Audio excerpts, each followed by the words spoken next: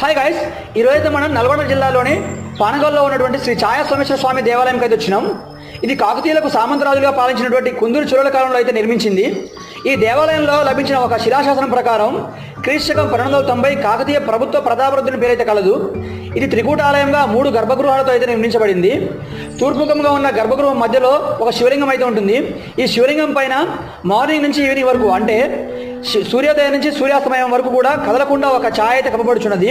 ఈ ఛాయ కారణంగానే ఈ దేవాలయానికి శ్రీ ఛాయా సోమేశ్వర స్వామి దేవాలయంగా పిలువబడుచున్నది. ఈ టెంపుల్లో కంప్లీట్గా కాకతీయుల కాలం నాటి శిల్పకళారీతులను అయితే మనం చూడవచ్చు. ఇక్కడున్న వెదరు, ఇక్కడున్న ప్లేసు అండ్ చెట్లు ఇవన్నీ చూసిన తర్వాత నాకు ఏమనిపించిందంటే ఇది కంప్లీట్గా ఒక టూరిస్ట్ ప్లేస్ లాగా అయితే తీర్చిదిద్దవచ్చు. దీన్ని ఎవరు ఫోకస్ చేయట్లేదా ఏంటో నాకు అర్థం కావట్లేదు. ఈ వీడియోని మన గవర్నమెంట్ వరకు పోయేంత వరకు ప్లీజ్ షేర్ చేయండి. Please subscribe my channel.